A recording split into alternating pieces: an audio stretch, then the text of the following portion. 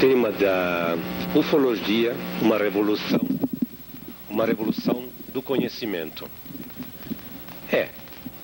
A ufologia efetivamente está provocando uma revolução na nossa maneira de conhecer.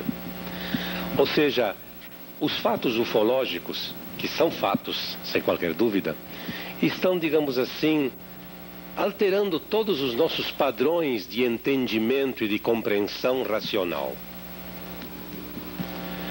Bem, o que quero dizer com isso?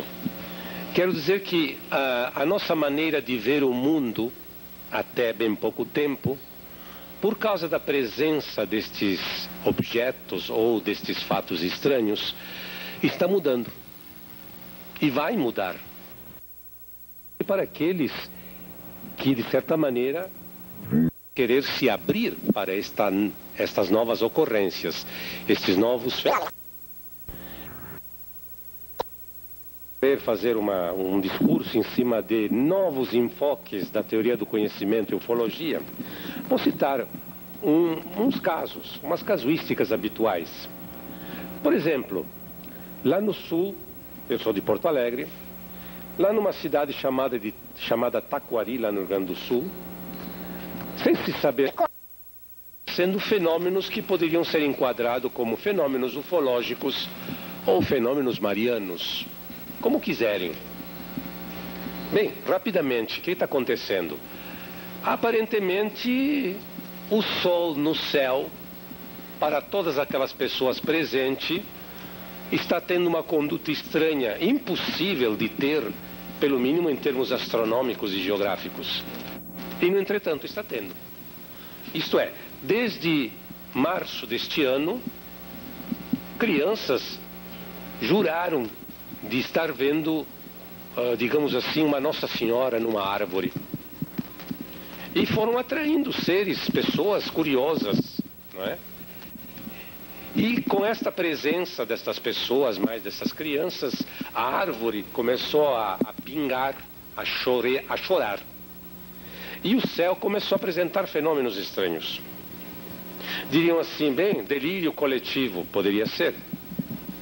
Delírio coletivo, porque não? Um psiquiatra diria delírio coletivo. Mas um delírio coletivo que fica fotografado, aí já fica um pouco difícil. Bom, eu cito esse pálido exemplo só para vocês verem como a nossa maneira habitual de conhecer, diria, é impossível que o sol no céu tenha condutas estranhas. E se o sol passa a ter condutas estranhas, não é porque ele vai ter condutas estranhas, e sim porque o indivíduo que está enxergando está delirando. Bom, estaria delirando se fosse um, se fosse dois, mas não 500 pessoas assistindo a mesma coisa. O que tem acontecido nesse céu diversas vezes? Fenômenos idênticos que aconteceram em Fátima. O sol de um passa a ficar 3. Começa a girar sobre si mesmo, muda de cor, fica verde, azul, vermelho, avança, recua, dança, quer dizer, balanceia. Ora, tudo isso faz lembrar um disco voador, que é exatamente a conduta de certos UFOs. Mas curioso, não há UFO, há apenas o globo solar que de repente vira UFO. Ou vira 3 UFO. E estas coisas estão acontecendo. E estão acontecendo também na Iugoslávia. Aconteceram em Fátima em 1905, 1910. O que é isso?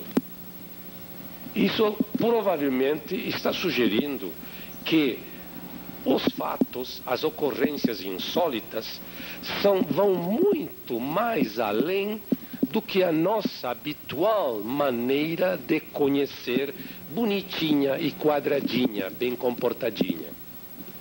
Então, algum defeito deve existir em nós mesmos, seres observadores, e não nas coisas em si.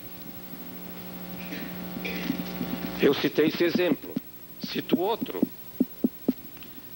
Por exemplo, em dezembro de 1987, não cito o dia, nem cito o comandante do avião para não comprometê-lo.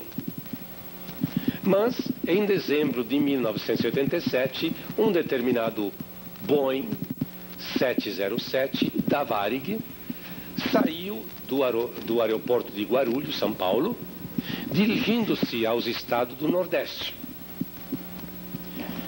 E era 3 horas da madrugada. Ele saiu às 3 horas da madrugada, atingiu os 9.000 e tantos metros habituais que os aviões atingem. E lá por volta das 4 horas da madrugada, por cima do estado da Bahia, apareceu no radar uma imagem gigantesca de um objeto gigantesco. Naturalmente, o comandante achou que fosse um pane do radar. Achou que fosse uma bobagem coletiva dele e dos demais. E tentou descartar estas probabilidades. Mas não, a imagem se manteve persistente. A imagem tinha na tela do radar 15 milhas náuticas, que equivale a 27,8 quilômetros. Ou seja, era um objeto, sim. O avião, inclusive, o comandante tentando desfazer a possível ilusão, fez manobra com o avião para ver se não era uma nuvem, um cumulonimbus, que são nuvens altíssimas com cristais de gelo.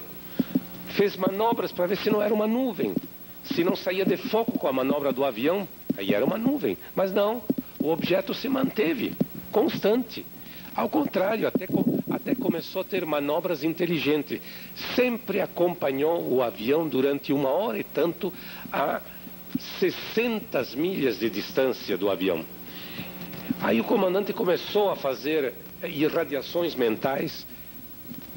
Ele não se comunicou com a Sindacta de Brasília, porque não queria se comprometer, não é?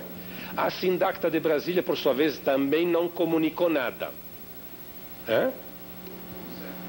Como sempre.